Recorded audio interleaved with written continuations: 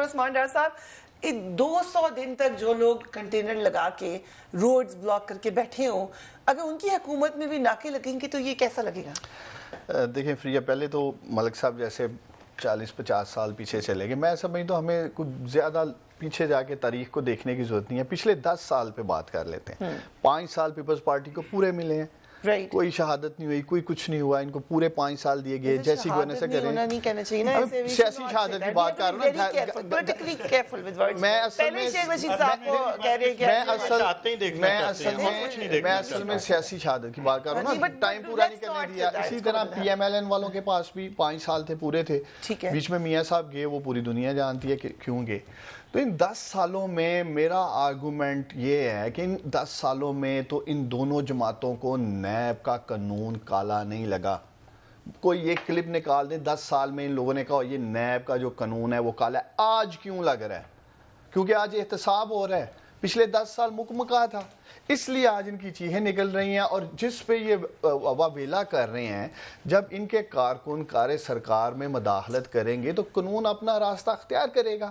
اب یہ دھرنے کی بار بار بات کر رہے ہیں. میں 2 چیزیں یہاں کہنا چاہتا ہوں. ایک تو پی ٹی وی پہ کنہوں نے حملہ کیا، وہ پتہ ہے کس کے کارکن تھے، کون سی جماعت تھی. بار بار اس کو ہمارے ساتھ یہ ایسوسیٹ کرنے کی کوشش کرتے ہیں، جی پی ٹی آئی کے ورکرز نے.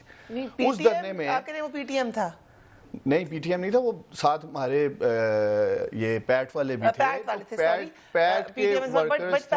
وہ چلیں ٹھیک ہے، میں چلیں اس آرگومنٹ میں نہیں جاتا. لیکن ایک چیز جو فریہ، میں نے اس دھرنے میں ہمارے پریزیڈنٹ اور پرائم منسٹر دونوں بات کر رہے ہیں، اس کو سپورٹ کریں. اس دھرنے میں پی ایم ایل این جب ان کی گورنمنٹ تھی، پولیس ان کے انڈر تھی، ہمارے ورکر شہید ہوئے تھے.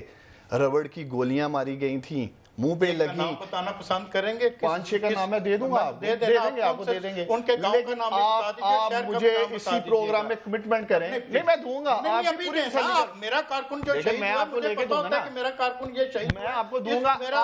آپ یہاں کمٹمنٹ کر کے جائیں، آپ کمٹمنٹ کر کے جائیں کہ آپ ایف آئی آر کٹوا دیں گے جو ابھی تک نہیں کٹی.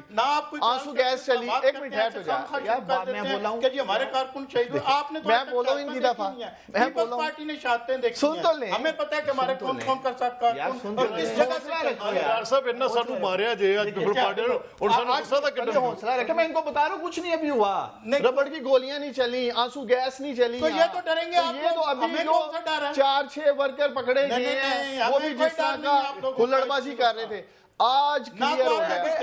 آپ کو ایک دن کنٹینر میں نہیں سوچ سکے تھے، آپ بنی گالا میں جا کر سوئے تھے. ہم تو جیلوں میں رہتے ہیں. پھر آپ اپنی دفعہ ہماری تو جیلیں ہیں، مجھے ہمارا مقدر جیلیں ہیں، لیکن ہم آپ لیکن فنش وہ اپنا آرگیومنٹ کمپلیٹ کرنے کا ایسا کمپلیٹ آپ بات کمپلیٹ کرنے.